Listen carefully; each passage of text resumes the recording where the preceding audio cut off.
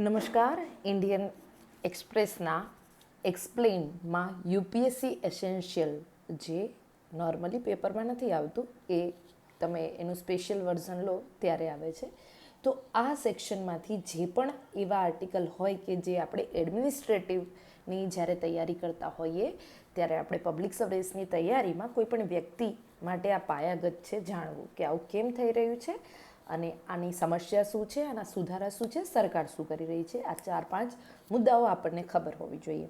તો એ સંદર્ભમાં આર્ટિકલ છે કે what are the potential implication of missing public health matrix in NFHS 6, એટલે નેશનલ ફેમિલી હેલ્થ સર્વે 6 જે આવ્યો એની અંદર કેટલાક ડેટા છે એ મિસ છે. તો આના ઇમ્પ્લિકેશન શું થઈ શકે પબ્લિક હેલ્થ મેટ્રિક્સ પર, પબ્લિક હેલ્થ સર્વિસીસ પર.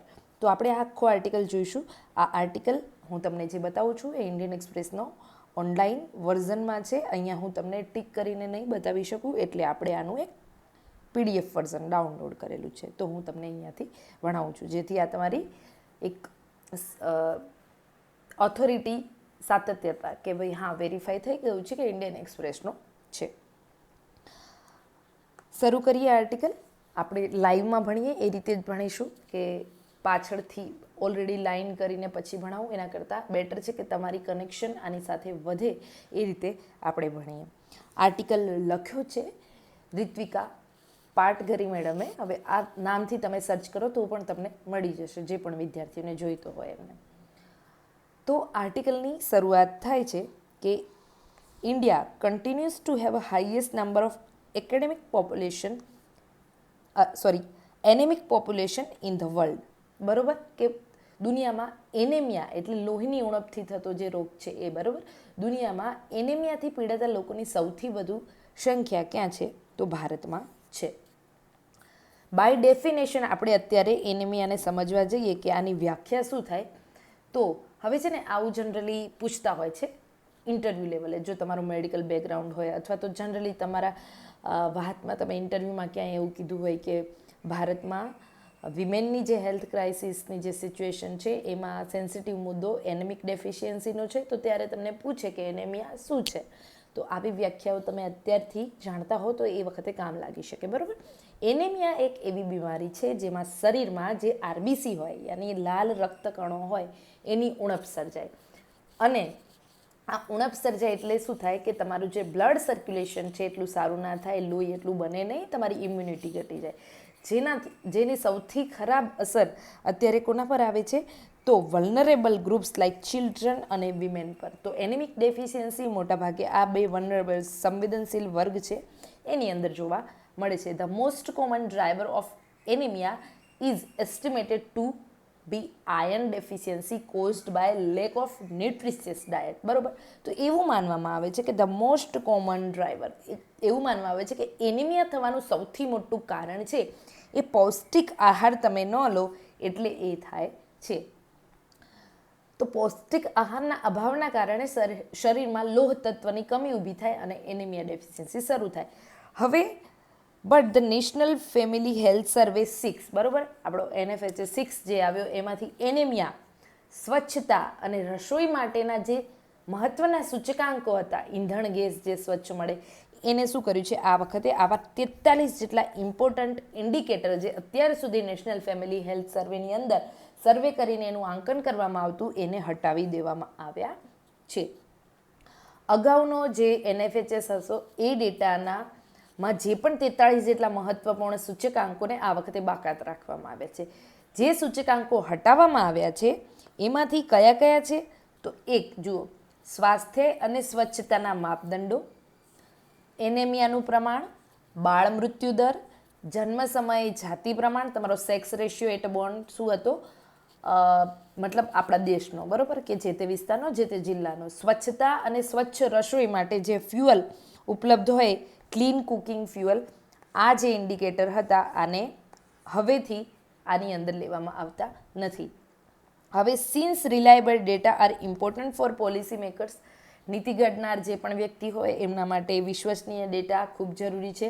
હવે આ સૂચકાંકોને હટાવવાથી ભારતમાં જાહેર સ્વાસ્થ્ય અને સામાજિક વિકાસની સ્થિતિનું મૂલ્યાંકન કરવાની આપણી ક્ષમતા પર અસર પડી શકે છે. બરાબર, સ્ટેટ ઓફ પબ્લિક હેલ્થ ને ઇવેલ્યુએટ કરવું, એનું મૂલ્યાંકન કરવું, અને સોશિયલ ડેવલપમેન્ટ ઇન્ડિયામાં કઈ રીતે થઈ રહ્યું છે આનું મૂલ્યાંકન કરવું, એ બે વસ્તુ જોખમી બની શકે.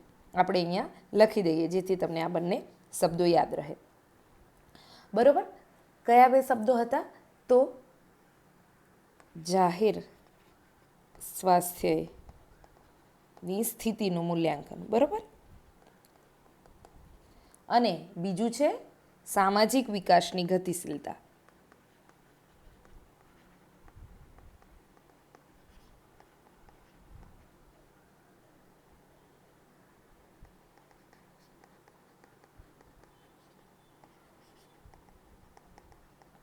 આ બંને વસ્તુ છે એ આ દ્રષ્ટિએ આપણે જોવાની છે. બરાબર, હવે આગળ આર્ટિકલમાં વાત કરે છે લેખિકા કે આ વસ્તુનું સિગ્નિફિકન્સ શું છે, મહત્ત્વ શું છે. આ NFH ડેટા સેટ્સ છે એનામાંથી આ વસ્તુ કાઢી તો એ આપણા માટે કેમ ચર્ચાનો મુદ્દો બન્યો છે, કેમ આટલું બધું આ મહત્ત્વનું છે. તો આગળ વાત થાય છે કે આ જે ફેમિલી હેલ્થ સર્વે છે NFHS એ શું પ્રોવાઈડ કરે છે આપણને? જુઓ, પ્રજનન દરની વાસ્તવિકતા, પરિવાર નિયોજન કઈ રીતે થઈ રહ્યું છે, માતા અને બાળકનું સ્વાસ્થ્ય છે એ કઈ રીતે અત્યારે સચવાઈ રહ્યું છે, પોષણ, રિપ્રોડક્ટિવ તમારી જે હેલ્થ છે, ન્યુટ્રિશન છે, એનિમિયા છે, આ બધા જ ઇન્ડિકેટર છે એ મહત્ત્વના NFHSની અંદર સમાવિષ્ટ હતા અને આ બાબતો વિશે NFHS અત્યાર સુધી માહિતી આપે છે. ધ હિસ્ટ્રી, આની હવે જોવા જઈએ, આ બધું જાણવું જરૂરી નથી, પણ વન્સ અપોન આમ એક વખત જોઈ લેવાનું, એટલે ક્યાંય બી તમારે કદાચ એલિમિનેટ વોટ એવરમાં ઘણી બધી જગ્યાએ કામ લાગી શકે છે. જુઓ, 1992માં લોન્ચ થયેલો, બરાબર. હવે આ જ્યારે લોન્ચ થયો ત્યારે એક USAIDનો જે પ્રોગ્રામ છે, United state agency four international development, એના અન્વયે થયેલો. અને આ જે હતો એ વખતે ડેમોગ્રાફિક હેલ્થ સર્વે જે પ્રોગ્રામ હતો યુએસનો, એના અન્વયે NFHS 1 આપણે કર્યો. ફર્સ્ટ રાઉન્ડ 1992-93માં કન્ડક્ટેડ થયો અને ત્યારે એ ministry of health and family welfare અન્વયે ત્યારથી આવે છે. મંત્રાલય હેઠળ એક સ્વાયત્ત સંસ્થા છે આપણી, એનું નામ છે Indian institute of public studies, IIPS કહેવાય છે. અને આ સર્વે માટે શું બની? ઓટોનોમસ રિસર્ચ ઇન્સ્ટિટ્યૂટ બની અને એક નોડલ એજન્સી તરીકે આ ભૂમિકા પૂરી પાડે છે. હવે ધ સર્વે જનરેટેડ નેશનલ અને સ્ટેટ લેવલનો ડેટા એ તમને આપણને આપે છે, બરાબર. અને આ જે સર્વે અહીંયાથી જે મળે છે એ શેના વિશે? આપણે જે જાણ્યું એમ fertility, family size, family planning. અને આ ડેટાનો હેતુ શું છે? તો આ data was help researcher and policy makers, એટલે જે પણ સંશોધકો છે, નીતિ ઘડનારાઓ છે, એમને પરિવાર કલ્યાણની યોજનાઓ માટે શું સમીક્ષા કરવામાં, આ ફેમિલી પ્લાનિંગની જે સ્ટ્રેટેજી બનાવે એની સમીક્ષા કરવા માટે આ મહત્વરૂપ ભૂમિકા નિભાવી શકે છે. ધ સર્વે, આગળ આર્ટિકલમાં વાત છે કે ધ સર્વે જનરેટેડ, આપણે વાત કરી બંને રીતનો એ કરે છે. ત્યાર પછી આ બીજો રાઉન્ડ છે એ શરૂ થયો ક્યારે? 1998થી 99માં. અને આમાં કેટલાક નવા વિષયો ઉમેરવામાં આવ્યા. જોજો, બહુ મહત્વના છે. This is how you use data in your exam. તમને એ જ ખબર નથી કે NFHS શેના માટે છે, તો તમે ક્યાંય અઝ્યુમ કરીને લખી શકશો નહીં. બટ વેન યુ નો કે NFHS તમને કેટલી સારા ડાયમેન્શન આપે છે, ત્યારે તમે એનો ઘણી બધી જગ્યાએ તમારા મેન્સના એક્ઝામમાં, એસએના એક્ઝામમાં ઉપયોગ કરી શકો છો, બરાબર. તો જોઈએ, જુઓ, NFHS 2 જ્યારથી શરૂ થયું ને ત્યારથી શું થયું? ઘણા બધા નવા ટોપિક્સ આમાં ઉમેરાયા, including reproductive health, women's autonomy. આ ઇમ્પોર્ટન્ટ છે. જુઓ, સ્ત્રીઓની જે સ્વતંત્રતા છે, સ્વાયત્તતા છે, એનું પણ NFHSમાં મૂલ્યાંકન થાય છે, આકલન થાય છે.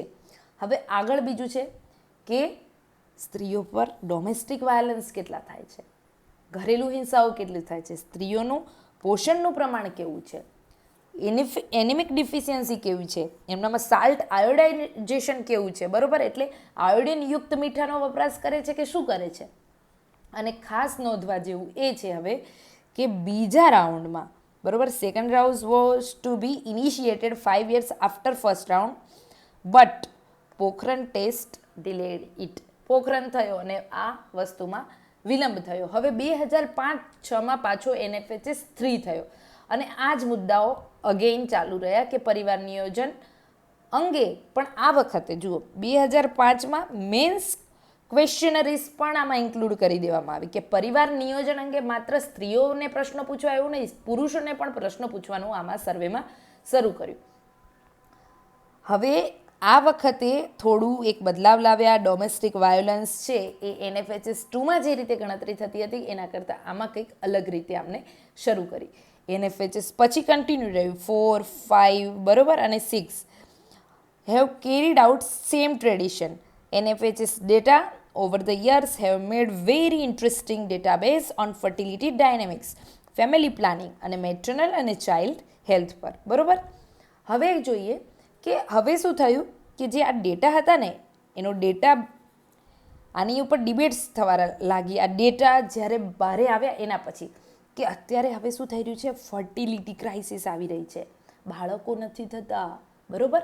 તો એક આ ક્રાઇસિસ આવી ગઈ છે ભારત અને દુનિયાભરમાં બધી જ જગ્યાએ. ફર્ટિલિટીની ડિબેટ ઇન્ડિયા અને અરાઉન્ડ ધ વર્લ્ડ દરેક જગ્યાએ ફર્ટિલિટી ક્રાઇસિસ તરફ વળાંક લઈ રહી છે. એટલે સમસ્યા હવે ફર્ટિલિટીની નથી, ફર્ટિલિટી ક્રાઇસિસની થઈ ગઈ છે. પહેલાં શું હતું, પરિવાર નિયોજન થતું, એમાં પણ બાળકો ઓછા કરવા માટેનું ફર્ટિલિટી રેટ વધારે હતો. અત્યારે ફર્ટિલિટીની ક્રાઇસિસ આવી ગઈ, ફર્ટાઇલ જ નથી થતું, એક બાળકો જ નથી થતા, બરોબર. તો fertility rate across the world have fallen. એટલે દુનિયાભરમાં આજે તમારો ટોટલ ફર્ટિલિટી રેટ છે એ ઘટી રહ્યો છે. અત્યારે જોવા જઈએ એઝ પર NFHS 6 ડેટા ઇન્ડિયાનો ટોટલ ફર્ટિલિટી રેટ છે એ કેટલો છે કે એક મહિલા તેના જીવનકાળમાં સરેરાશ કેટલા બાળકોને જન્મ આપી શકે. તો આ અત્યારે ઘટીને આવી ગયો છે ક્યાં, તો 2 ઉપર, માત્ર 2 બાળકોને જન્મ આપી શકે. આ કન્ડિશનલ આવી થઈ ગઈ છે જે 2.1ના જરૂરી સ્તરથી નીચે જતો રહ્યો, બરોબર. હવે આમાં શું હતું કે આપણો TFRનું એ રિપ્લેસમેન્ટ લેવલ છે એ કેટલું છે, 2.1 આપણે નક્કી કર્યું હતું. તો આ રિપ્લેસમેન્ટ લેવલથી પણ નીચે જતો રહ્યો છે. હવે અર્બન ઇન્ડિયાની વાત કરીએ. અર્બન ઇન્ડિયામાં સ્થિતિ શું છે તો જુઓ, અને રિપ્લેસમેન્ટ લેવલ એટલે શું, બરોબર. રિપ્લેસમેન્ટ લેવલ એટલે કે એક પેઢી, સપોઝ કે એક પેઢી છે, બરોબર, એ પેઢીની જગ્યા લેવા માટે બીજી પેઢી આવે તો હ્યુમન પોપ્યુલેશન ડિક્રીઝ ના થાય, બરોબર. પરંતુ અત્યારે શું થઈ ગયું, એક પેઢી જેટલી ગાયબ થાય છે ને એની સામે નવા બાળકો એટલા આવતા નથી, એટલે જે ગેપ છે એ વધારે ક્રિએટ થઈ રહી છે. એટલે જ આ કહે છે ને કે ધીમે ધીમે વૃદ્ધોની સંખ્યા વધી જશે, યંગ લોકોની સંખ્યા ઘટી જશે. તો આ જે વચ્ચેનું અંતર છે એ કેમ પડ્યું, એ રિપ્લેસમેન્ટ લેવલ ઘટી ગયો એટલા માટે, બરોબર. તો આ રિપ્લેસમેન્ટ લેવલ તમને મેં સમજાવી દીધો. હવે આગળ વાત થાય છે કે અર્બન ઇન્ડિયામાં TFR એ કેટલો છે, 1.6. રૂરલ ઇન્ડિયામાં કેટલો છે, 2.1. તો જુઓ સમસ્યા અહીંયા વધારે છે. However there are regional variation. હા, પણ આમાં કેટલાક ક્ષેત્રીય પણ છે, રાજ્યો પ્રમાણે પણ તફાવત જોવા મળે છે. લઈ લો બિહાર, યુપી, તો અહીંયા કેટલો છે, 2.7 છે, 2.7 છે સોરી, અને 2.2 એટલે ઉત્તર પ્રદેશનો 2.2 છે, બિહારનો 2.7 છે. હવે આગળ જોઈએ તો અસમ અને કેરલા. તો આસામનો કેટલો છે તો 1.6 છે, કેરળનો 1.8 છે. મોરેવર હવે વધુમાં જોઈએ તો adolescent fertility remains an important concern. તો અત્યારે જે કિશોર અવસ્થામાંથી સગર્ભા અવસ્થાની જે ચિંતાઓ નવી વધી રહી છે એ ખૂબ ચિંતાનો વિષય છે. હવે NFHS 6માં એવું, જો આ નવો લેટેસ્ટ ડેટા છે, બરાબર, 6માં એવું જોવામાં આવ્યું કે 6.7% સ્ત્રીઓ છે, 15થી 19 વર્ષની સ્ત્રીઓ, એમને શું છે, આ જે 6.7% યુવતીઓ છે, બરાબર, 15થી 19 વર્ષની, એટલે એકદમ યંગ લેડી, યુવતીઓને સર્વે વખતે કાં તો માતા બની ચૂકી હતી અથવા તો એ સગર્ભા હતી. વિચાર કરો, 15 થી 19 વર્ષની. તો આ શું છે? આ બાળ વિવાહથી થયું હશે કે પછી આપણું એક વિકૃત કલ્ચર જે ચાલી રહ્યું છે એ હશે? શું હશે? આ ચિંતા આ NFHS 6 છે એ પ્રેરે છે. તો NFHS 5 જે થયો આજથી 23-24માં, સોરી ગયા વર્ષે, તો ત્યારે કેટલો હતો? 6.8. એમાંથી અત્યારે 1% ઘટ્યો છે, એટલે કંઈ ઘટાડો કહેવાય નહીં. કહેવાય પણ ઇટ્સ વેરી નોમિનલ. હાઉએવર, હવે આગળ વાત છે કે આ જે ઘટાડો છે, બરોબર, એમાં નિષ્ણાંતો એવું કહે છે કે પ્રજનન સંકટ આવી રહ્યું છે. આ પ્રજનન સંકટનો મતલબ માત્ર ઘટતો જન્મદર એવું નથી. એનો અર્થ તો એ થાય છે, rather it should be about barrier that prevent people from having the desired number of children, whether the achieving pregnancy or avoiding one. એટલે અર્થ એવો મુશ્કેલી ભર્યો થઈ ગયો છે કે લોકોને બાળકો પેદા કરવા છે પણ પહોંચી નથી વળાતું. એટલી બધી મોંઘવારી, એટલું બધું મોંઘું શિક્ષણ, એટલું બધું સ્વાસ્થ્ય મોંઘું. તો આ બધા ક્યાંક ક્યાંક બીજા બધા ડ્રાઇવિંગ ફોર્સ છે કે એની ડિઝાયર્ડ જે છે નંબર ઓફ ચિલ્ડ્રન પેદા કરવાની, એને પ્રિવેન્ટ કરી રહ્યા છે અવરોધો. બરોબર? તો ડિઝીઝ ફર્ટિલિટી ક્રાઇસિસ માત્ર ડિક્લાઇનિંગ બર્થ રેટ થઈ રહ્યો છે એવું નહીં. બરોબર? Rather it should be about barriers that prevent people from having desired number of children. આગળ હવે કહે છે કે અત્યારે હવે જોઈએ તો વિમેનની જે સેક્સ્યુઅલ અને રિપ્રોડક્ટિવ રાઇટ્સનો મેટર છે, તો એમાં એને અબોર્શનનો અધિકાર, આ પણ હંમેશા કેવો ચર્ચાનો મુદ્દો રહ્યો છે કે ભાઈ સ્ત્રીઓને છે એ અબોર્શનનો અધિકાર છે કે નહીં એના રિપ્રોડક્ટિવ રાઇટ અન્વયે. ફર્ટિલિટીની જે આ ડિબેટ છે એને એ પણ વસ્તુ નવી રેઇઝ કરી છે કે જે રીતે કોસ્ટ ઓફ લિવિંગ વધી રહી છે. આપણે હમણાં કીધું ને કે જે રીતે શિક્ષણ પાછળ ખર્ચો વધી રહ્યો છે, સ્વાસ્થ્ય પાછળ વધી રહ્યો છે, જે રીતે મોજશોખ વધી રહ્યા છે, જે રીતે ભૌતિક વસ્તુઓના પ્રાઇસ વધી રહ્યા છે, એટલે આપણી જરૂરિયાતો કરતાં ભાવ ઘણા વધી ગયા. તો કોસ્ટ ઓફ લિવિંગ અને ફેલિંગ વેજ અને બીજું ઘટતા પગાર. તમે જુઓ અત્યારે પ્રાઇવેટ પાસે બહુ બધા ઓપ્શન છે, ઘણા બધા લોકોને નોકરી જોઈએ છે, તો જે સૌથી ઓછું પ્રાઇસ પર કન્વિન્સ થશે એને નોકરી આપશે, તો બાકી બધા થઈ જશે બેકાર. તો આ રીતે એક બાજુ પગાર ઘટતો છે, એક બાજુ મોંઘવારી વધતી છે. બરોબર? તો બાળકોના ઉછેરનો જે વધતો ખર્ચ છે એ બધું જ આવે છે આ ફર્ટિલિટી ડિબેટની ચર્ચામાં. હવે આ આર્ટિકલમાં વાત છે કે કઈ રીતે ચાઇલ્ડ અને મેટર્નલ હેલ્થ છે એની ઉપર NFHS 6 છે એ રિપોર્ટમાં કઈ રીતે એના વિશે પણ મહત્ત્વની માહિતી આપે છે. તો આ ડેટા છે એ દર્શાવે છે કે પ્રપોર્શન ઓફ સ્ટન્ટેડ ચિલ્ડ્રન છે, તો જે સ્ટન્ટેડ એટલે હાઇટ નથી તમારી ઉંમર પ્રમાણે. બરાબર? તો તમારી હાઇટ જે નથી તો એનું પ્રમાણ એ ઘટ્યું છે. પહેલાં 35% હતું, ત્યાંથી ઘટીને અત્યારે 29% બાળકો એવા છે કે જેની હાઇટ પ્રમાણે ઉંમર પ્રમાણે હાઇટ નથી. બરાબર? તો આ ડેટા બતાવે છે કે આવું સ્ટન્ટેડ અલ્પવિકસિત બાળકોનું પ્રમાણ જેઓ ઉંમરના હિસાબે ઓછા વિકાસ પામેલા હોય, બરાબર, એનું પ્રમાણ ઘટ્યું છે. હવે બીજી એક માહિતી આપે છે અંડરવેઇટની. બરાબર? એ પણ કેટલું 32% હતું, ત્યાંથી ઘટીને 31.8% થયું છે. તો ઓછું વજન ધરાવતા બાળકોનું પ્રમાણ પણ 1% ઘટ્યું છે. તેમ છતાં જો આ ઓવરઓલ ઘટ્યું છે, પરંતુ રિજિયોનલ ડિસ્પેરિટીઝ છે એ તો જોવા મળે જ છે. હવે જોજો કે ગ્રામીણ ભારતમાં જે સ્ટન્ટેડ એટલે જે ઉંમરના પ્રમાણે હાઇટ ઓછી છે એવા બાળકો 30.9% છે. કેટલા? 30.9%. અર્બન ઇન્ડિયામાં 23.9%. બરાબર? એટલે ગામડામાં વધારે કુપોષિત બાળકો છે. In states like Bihar, Jharkhand અને એમનો જે પોર્શન છે બરાબર, ઝારખંડ અને બિહારમાં ત્યાં 35%, 36%, બરાબર, 35.6%, 35%, આટલું બધું પ્રમાણ છે કેવા બાળકોનું? આવા સ્ટન્ટેડ બાળકોનું. આગળ ડેટા વાત કરે છે NFHS 6માં જ, બરાબર, સોરી, તો હોસ્પિટલમાં બાળકના જન્મનું પ્રમાણ છે એ વધી ગયું છે. તો આ બહુ સારી વાત છે. ઇન્સ્ટિટ્યુશનલ ડિલિવરી છે એ વધી ગઈ. લોકો કોઈ પણ દાયણ પાસે કે ગામમાં ગમે તે એટલે એની ઘરે જ ડિલિવરી થઈ જાય એ નથી. અત્યારે પ્રોપર ઇન્સ્ટિટ્યુશનમાં જઈને તમારી ડિલિવરી થાય એટલે બર્થ સર્ટિફિકેટ વ્યવસ્થિત બને, બરાબર, તમને ત્યાં ટ્રીટમેન્ટ વ્યવસ્થિત મળે, ક્રિટિકલ કન્ડિશનમાં બધું સચવાઈ જાય, જે મહિલા છે એને સરકારી સેવાનો લાભ મળે, બાળકનું સ્વાસ્થ્ય પણ સુધરે.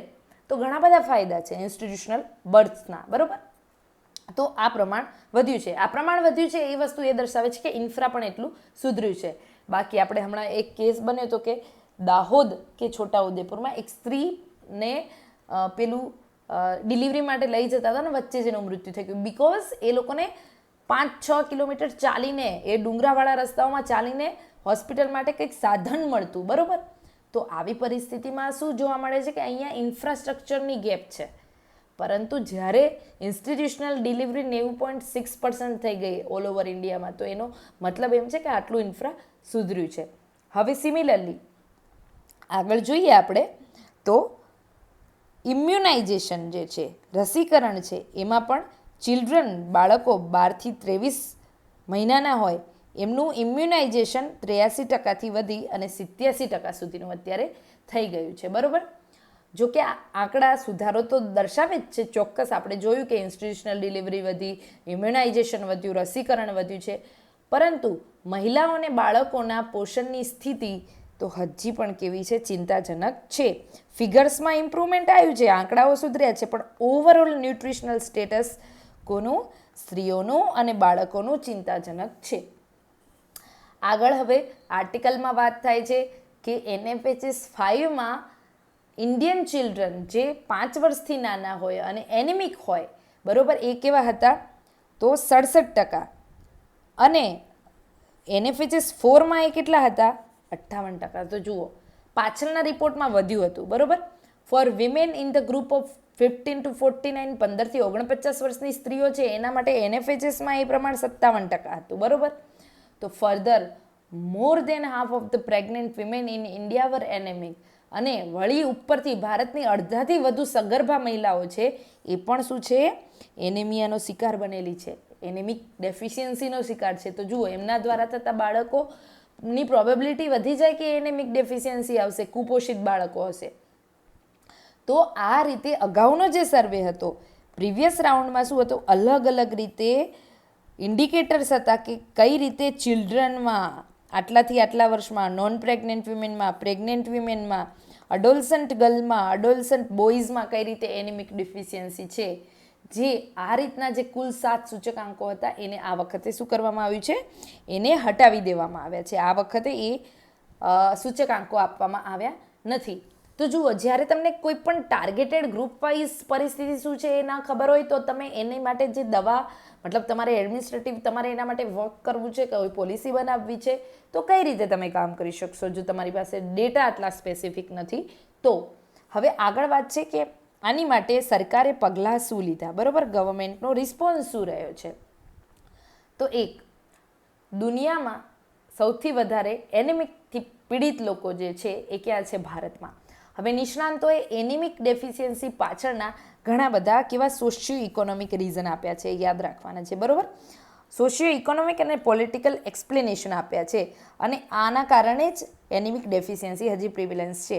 Four instance, there have been a numerous policy to address the nutrition and anaemic deficiency અથવા તો એનિમિયા. એમાં કઈ કઈ છે? આપણી પાસે ICDSનો પ્રોગ્રામ છે 1975નો, બરાબર. ત્યાર પછી મિડ ડે મિલ સ્કીમ આપણે લઈ આવ્યા. પ્રાઇમ મિનિસ્ટરનું પોષણ, પ્રાઇમ મિનિસ્ટર ઓવરરીચિંગ, બરાબર, ઓવર આર્ચાઇંગ, શું કહેવાય આને, સ્કીમ ફોર ધ હોલિસ્ટિક નરિશમેન્ટ, આ 2018માં લોન્ચ કરવામાં આવી, બરાબર. ત્યાર પછી અનેમિયા મુક્ત ભારત પ્રોગ્રામ પણ 2018માં લોન્ચ કરવામાં આવ્યો. આ બધા જ પ્રયત્નો હોવા છતાં પણ શું થાય છે કે ભારતના આ જે સંવેદનશીલ વર્ગ છે, સ્ત્રી અને બાળકો, ત્યાં હજી પણ પરસિસ્ટ છે આ વલ્નરેબલ ગ્રુપમાં શું? ન્યુટ્રિશન ડેપ્રાઇવેશન, પોષણથી આ લોકો હજી પણ વંચિત છે. One કોન્ટ્રીબ્યુટિંગ factor food B reduction in a public expenditure. બરોબર, કેમ આ થઈ રહ્યું છે? તો એનું એક રીઝન એ પણ છે કે પબ્લિક એક્સપેન્ડિચર હેલ્થ પાછળ ઘટ્યું છે. આગળનો એક બીજું કારણ હોઈ શકે કે વળી મિડ ડે મિલમાં મિડ ડે મિલની જે ચર્ચા થાય છે એમાં એક આવે છે કે ન્યુટ્રિશિયસ ફૂડમાં તમે એને મીટ, એગ કે પછી અનાજ, માંસાહાર, ઈંડા કે પછી અનાજ, ખાદ્ય ચીજો, આના અંગે પણ વિવાદો. તો જુઓ, રિજનલ ડાયવર્સિટી આપણા અહીંયા ખોરાકની વધારે છે. જ્યાં જેવું વાતાવરણ, જેવું ભૂગોળ, જેવું આખું આબોહવા છે એ ત્યાં એ પ્રમાણે ખોરાક લેવો પડે. તમે ફોરેનમાં રહેતા હો તો તમારા માટે આલ્કોહોલ મિનિમમ લેવલમાં નેસેસિટી બની જાય, બિકોઝ ત્યાં ઠંડી વધારે હોય. ત્યાં તમને હવે એવા જ તમે વિસ્તારમાં રહો છો કે જ્યાં ડ્રોટ કન્ડિશન છે, મતલબ ડ્રોટ એટલે ત્યાં સારા ન્યુટ્રિશિયસ પાકો મળતા નથી, અનાજ મળતું નથી, તો ત્યાં શું થાય કે ત્યાં તમારે માંસ ખાવું પડે. તો આ બધું જ એ છે કે સર્વાઈવલ ઓફ ધ ફિટેસ્ટ, કે તમારે જીવવા માટે કંઈક કરવું પડે અને જીવવું પણ કેવું પોષણવાળું જીવન હોવું જોઈએ. તો એના માટે જ્યાં જે જરૂરી છે એ આપવું જોઈએ, પરંતુ આપણે અહીંયા મિડ ડે મિલમાં ઈંડા કે માંસાહાર આપવા જોઈએ કે નહીં, આની ઉપર ડિબેટ થાય છે. હવે આગળ આપણે વાત કરીએ આ ઉપરાંત ઘરના અંદર રહેલા જાતિગત ભેદભાવ. બરોબર, તો જે હાયરકીસ છે within household, unequal distribution consumption of nutrition ફૂડ્સનો. જો ભાઈ બહેન હશે ને તો હંમેશા ભાઈને ન્યુટ્રિશિયસ ફૂડ આપવાનો પેલું છે એ વધારે હશે, એ તરફનું વલણ વધારે હોય માતા પિતાનું. તો આ રીતના ભેદભાવ હજી પણ થાય છે. તો એના કારણે બાળકોને ઘરની અંદર એમની સાથે અસમાન વ્યવહાર થાય તો મહિલાઓને પૂરતા પ્રમાણમાં ન્યુટ્રિશિયસ ફૂડ મળતા નથી. આગળનું એક કારણ છે કે આ યોજના ઉપરાંત સરકાર એનેમિયા સામે લડવા માટે ફેક્ટરીમાં બનતી જેવી આયર્ન ટેબ્લેટ્સ છે એ ચોખાઓને અત્યારે શું કરી રહી છે, ફોર્ટિફિકેશન દ્વારા એને માઇક્રોન્યુટ્રિશન્સ બનાવીને આયર્નને એનેમિક ડેફિશિયન્સી સામે કઈ રીતે લડી શકાય એની પર કામ કરી રહી છે. પરંતુ આની બાબતે જે આપણી પબ્લિક ડિસ્ટ્રીબ્યુશન માટેનું જે મિનિસ્ટ્રી ઓફ કન્ઝ્યુમર અફેર્સ છે એને 2026માં આની માટે વ્યવસ્થા તો કરી હતી, પરંતુ આ પ્રક્રિયા છે અત્યારે બંધ કરી દીધી છે. હવે અહીંયા અગેન ક્રિટિક્સ એ કહે છે કે આયર્ન મિક્સ કરવાથી આ જે પદ્ધતિ હતી, જે ફોર્ટિફિકેશન જે થતું હતું, બિકોઝ એ સાયન્ટિફિક નથી અને એ બિનઅસરકારક છે, એ પૈસાનો બગાડ છે એવું એક્સપર્ટ્સનું માનવું છે. ક્રિટિક્સ હેવ આર્ગ્યુડ દેર આ ફોર્ટિફિકેશન છે ને એ નોન સાયન્ટિફિક છે, ઇનએફેક્ટિવ છે અને વેસ્ટફુલ છે. જો આ ડાયમેન્શન યાદ રાખજો. હા, કઈ રીતે ફોર્ટિફિકેશન છે એના ઉપર પૂરતી ચર્ચા કર્યા વગર આપણે એને લાગુ કરી દીધું, એટલે આ પ્રકારની ડિબેટ થઈ. એટલા માટે પોલિસીમાં ડિબેટ ડિસ્કશન એને બનાવતી વખતે, કોઈ પણ વસ્તુ લાગુ કરતી વખતે કરવું જરૂરી છે. આગળ કહે છે કે many traditional varieties of rice are more nutrition and iron rich. ચોખાની ઘણી બધી પરંપરાગત જાતો એવી છે કે જે આયર્ન રીચ છે. Therefore addressing India's nutritional challenge, ભારતની ન્યુટ્રિશનલ ચેલેન્જ છે એ ખામી છે, એ પડકારને પહોંચી વળવા માટે શું જરૂરી છે, વ્યાપક નીતિનો અભિગમ જરૂરી છે. હવે સ્વચ્છ ઈંધણ અને સ્વચ્છતાના સામાજિક આર્થિક પાસાઓ આમાં શું હોઈ શકે, કઈ રીતે ક્લીન સોશિયો ઇકોનોમિક ડાયમેન્શન છે કોના, તો ક્લીન કુકિંગ ફ્યુઅલના. તો એને આ ડાયમેન્શન છે એના દ્વારા ત્યાં એ પાસાઓ સુધી કઈ રીતે પહોંચી શકાય. તો જુઓ, તાજેતરનો જે રિપોર્ટ આવ્યો એમાં શું આવ્યું કે સારી સ્વચ્છતા અને રસોઈ માટે સ્વચ્છ ઈંધણ એ વસ્તુને હટાવી દેવામાં આવ્યા. હવે એનું ઇમ્પ્લિકેશન શું જાય છે એ જોવાનું છે. NFHS 5 જે હતો, આનાથી આગળનો જે સર્વે હતો, એમાં એ જાણવા મળ્યું હતું કે 58% પરિવારો એવા છે કે અથવા તો ઘર એવા છે કે જ્યાં જે ગ્રામીણ વિસ્તારમાં 43.2% ગ્રામીણ વિસ્તારો એમાં સમાવિષ્ટ છે જ્યાં રસોઈ માટે સ્વચ્છ LPG વપરાતા હતા. બરોબર, અને સંશોધન રિસર્ચ થયું તો એમાં ઘરના જે વડીલ હોય એ વધુ ભણેલા યુવાન હોય, કુટુંબ નાનું હોય, શહેરોમાં રહેતા હોય, તેઓ આ ઈંધણનો ઉપયોગ વધુ કરતા હતા એવું જાણવા મળ્યું. રસોઈનું જે આ ઈંધણ છે એના ઉપયોગમાં, બરોબર, હવે આના ઉપયોગમાં જ્ઞાતિ અને વર્ગના ભેદભાવ પણ જોવા મળ્યા, જેમાં નબળા વર્ગના લોકો શું કરવામાં આવતા, એ લોકો શું કરતા, લાકડા અને છાણા જેવા પરંપરાગત બળતણ પર નિર્ભર રહેતા. હવે આ અસ્વચ્છ ઈંધણનો ઉપયોગ કરવાથી થાય શું મિત્રો? તો શ્વાસ અને હૃદય રોગની બીમારીઓ થાય, જેની સૌથી વધારે ખરાબ અસર કોના પર પડે? મહિલાઓ પર પડે, કારણ કે રસોઈ કોણ બનાવે, લાકડા વીણવા કોણ જાય, ચૂલો કોણ સળગાવે, બધું મહિલાઓ કરે. તો આના માટે ભારત લઈ આવ્યું શું? તો પ્રધાનમંત્રી ઉજ્જવલા યોજના. અને આને આ ચેલેન્જ હતી એને એડ્રેસ કરવાનો પ્રયત્ન કર્યો. અને સ્વચ્છતાની વાત કરીએ તો NFHS 5 મુજબ 70% પોપ્યુલેશન એવી હતી કે જે live in a household that use improved sanitation facility. તો 70% લોકો શૌચાલયની સારી સુવિધા ઉપલબ્ધ હોય એવા ઘરોમાં રહે છે. But this indicator has been omitted in NFHS 6. તો ભાઈ શું જરૂર છે? 100% હાંસલ થઈ ગયું છે, 70% જ હતું ગયા વર્ષ સુધી. અને જે પણ ડેટા આવે છે જે સ્વચ્છ ભારત અન્વયે, એમાં મોટા મોટા રાજ્યોમાં જ સારી પરિસ્થિતિ છે, બધા રાજ્યોમાં તો છે નહીં. તો NFHS 6માંથી એને કેમ હટાવી દેવામાં આવ્યું? આ એક સવાલ છે. While the proportion of the population living in the household with the improved drinking water source has increased. એટલે હવે લોકોને પીવાનું શુદ્ધ પાણી છે એ પેલા 95.9% મળતું હતું, ત્યાંથી વધીને અત્યારે 96.5% મળવાનું શરૂ થઈ ગયું છે. પરંતુ અગેન આ ડેટા પણ ગાયબ કરી દેવામાં આવ્યો છે. એટલે અગેન પ્રશ્ન છે કે પીવાના શુદ્ધ પાણીનો ડેટા તમે કેમ ગાયબ કર્યો? હવે જુઓ, આ બધા ડેટા અહીંયાથી મિસ કરવામાં આવે છે એ આપણે જોઈએ.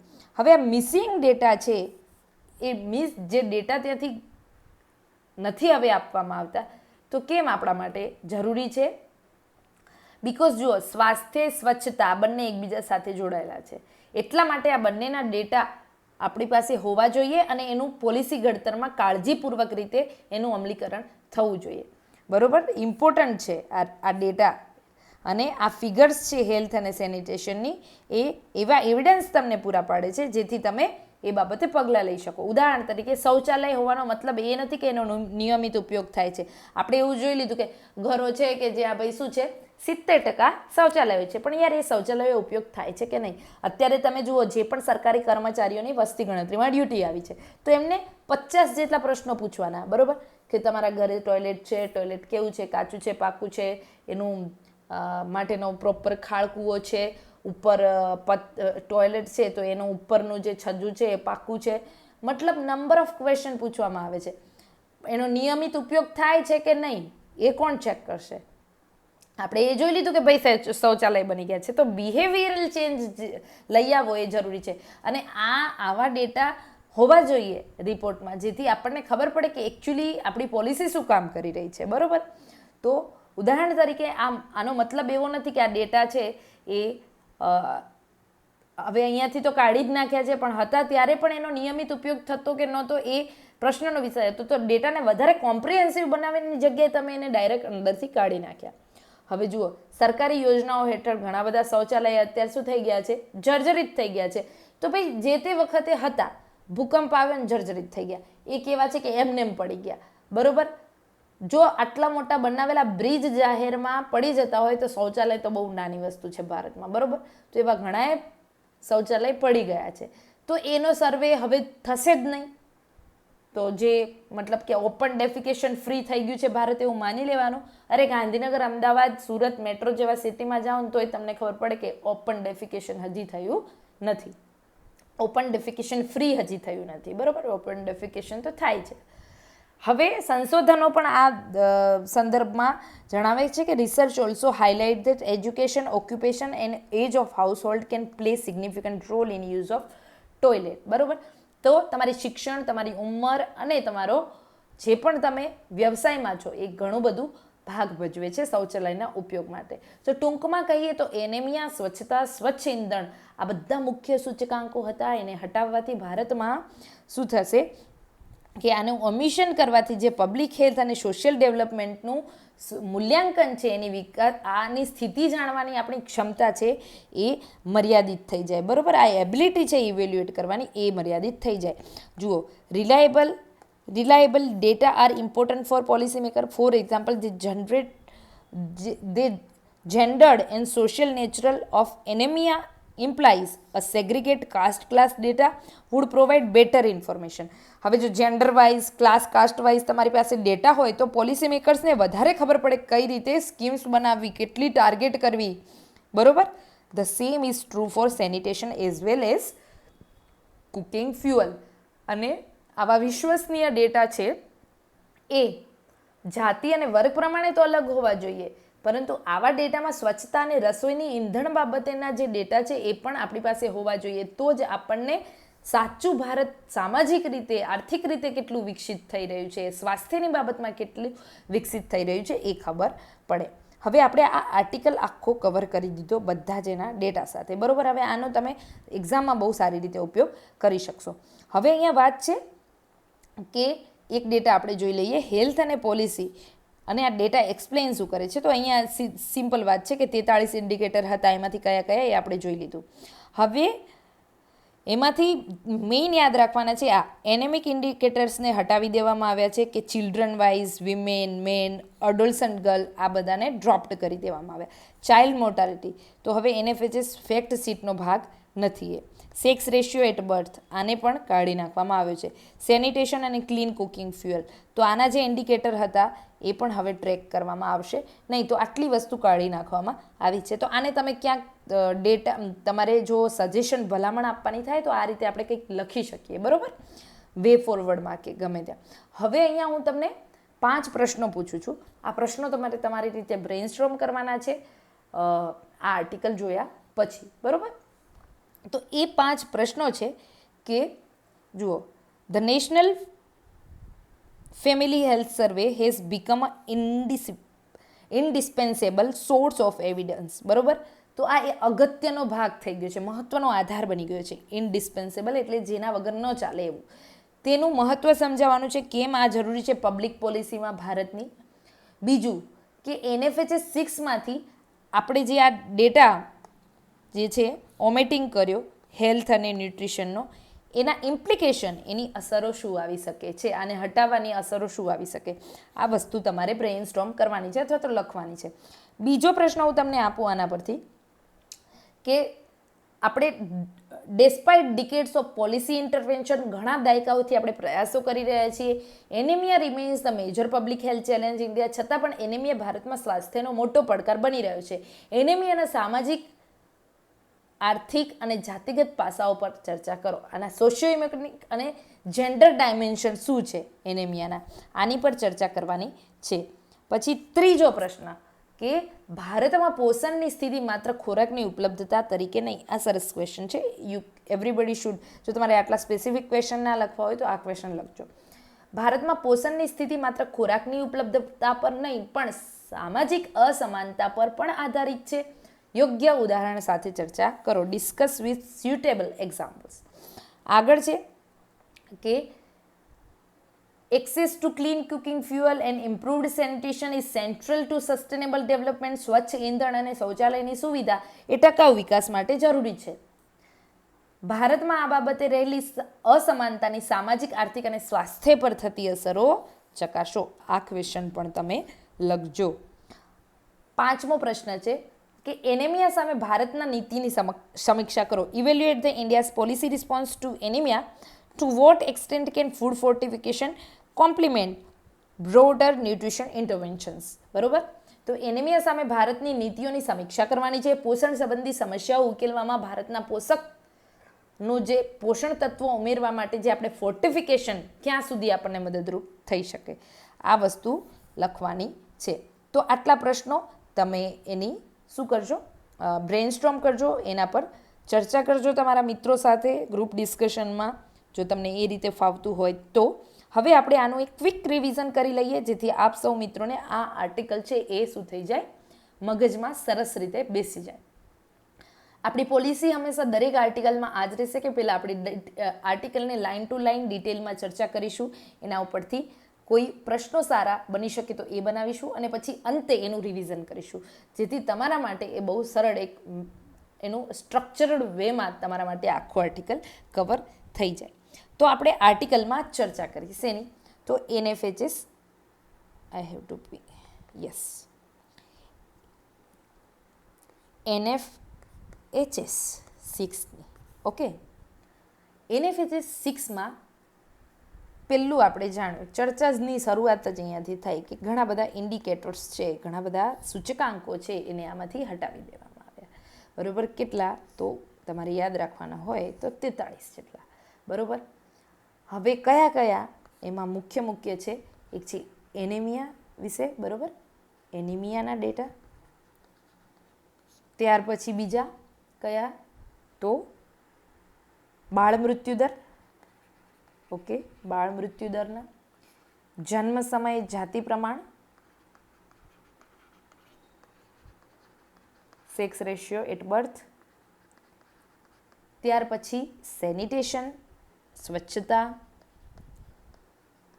ઓકે, અને રસોઈ માટે સ્વચ્છ ઈંધણ, ક્લીન કુકિંગ ફ્યુઅલ, સ્વચ્છ ઈંધણ.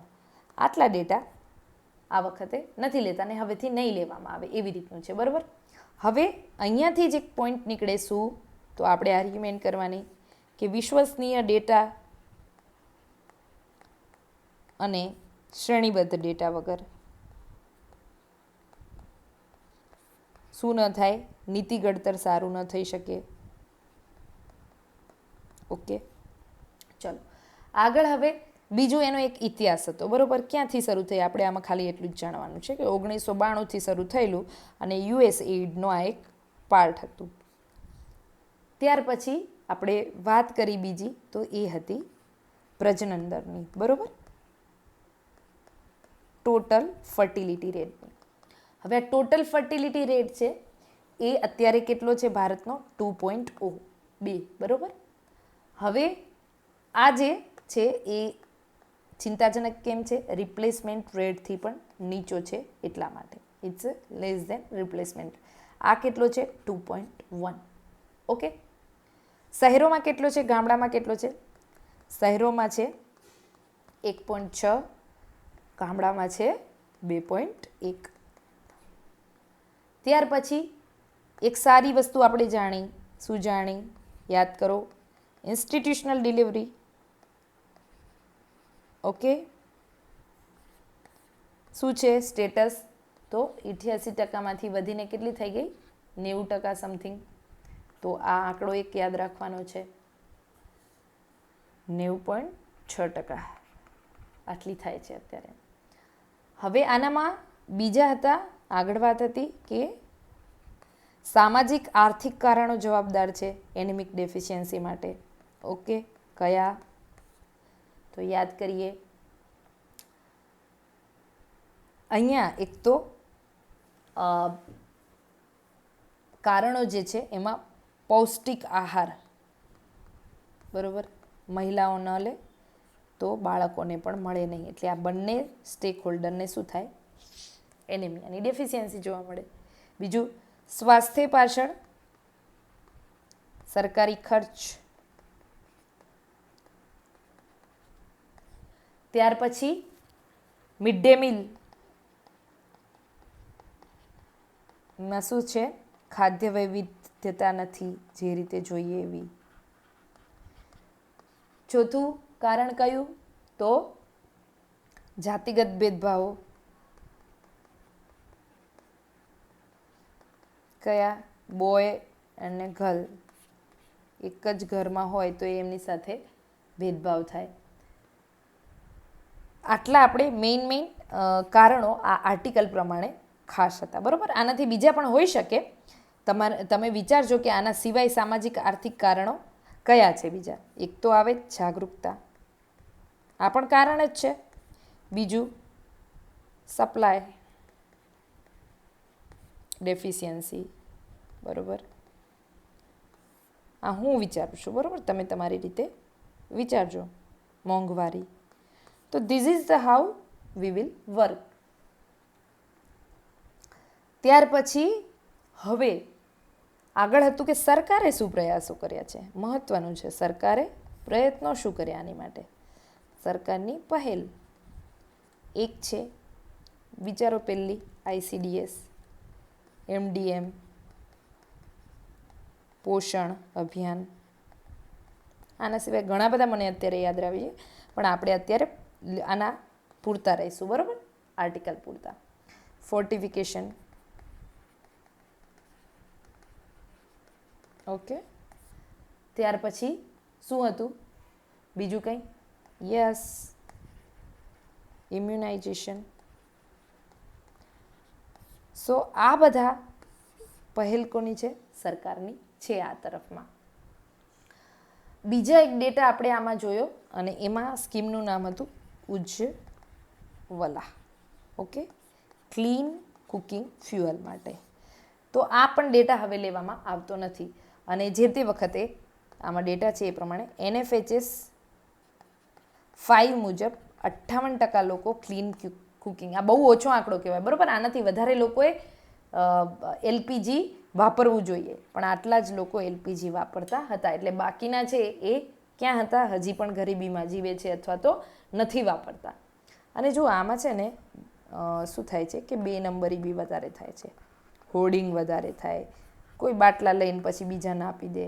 તો ઘણા બધા પ્રશ્નો છે ભારતમાં તમારે ખરેખર કામ કરવું હોય તો ઘણા બધા ક્ષેત્રો છે જ્યાં તમે ખરેખર ઇફેક્ટિવ કામ કરી શકો છો. ઓકે, હવે એક મહત્ત્વની વસ્તુ હતી છેલ્લે, આપણે મિસ ના થઈ જાય, એ હતી શૌચાલય બાબતે બરાબર. તો એક આ ડાયમેન્શન પણ NFHSમાંથી યાદ રાખવાનું છે. તો આ હતું આપણું આજનું એડિટોરિયલ એક્સપ્લેઇન ઇન્ડિયન એક્સપ્રેસનું. આપણે શું કર્યું? રિવાઇઝ કર્યું, સાથે સાથે એને સમજી બી લીધું. હવે તમારે આના સિવાય NFHSના ડેટા ક્યાંયથી બીજેથી લેવાની જરૂર નથી. ટ્રસ્ટ મી, તમે આ શાંતિથી સાંભળ્યું હશે, તમારી નોટ્સ બનાવી લીધી. આમાં જે ડેટા છે ને એ ડેટાનો તમે મેક્સિમમ તમે દરેક જગ્યાએ ઉપયોગ કરી શકશો. તો આશા છે આપ સૌને આ આર્ટિકલ ક્યાંક ને ક્યાંક કામ લાગે, તમારી સફળતાનું એક આ માધ્યમ બને એવી આશા સાથે ધન્યવાદ. જો ગમ્યું હોય તો આને લાઇક, શેર, સબસ્ક્રાઈબ કરવાનું ભૂલતા નહીં, કારણ કે તમારો પ્રયત્ન, તમારું પ્રોત્સાહન આ પ્લેટફોર્મને વધારે પ્રોત્સાહન આપે છે. અહીંયાથી જે પ્રયત્ન થઈ રહ્યો છે એને રિસ્પોન્સ સારો મળે તો સામેવાળું વ્યક્તિ જે અહીંયાથી પ્રોવાઈડ કરી રહ્યું છે એ વધારે સારી મહેનત કરીને તમને આપશે. જે છે એ તમારા માટે જ છે બરાબર. ચલો મળીએ નેક્સ્ટ ડે નવા આર્ટિકલ સાથે.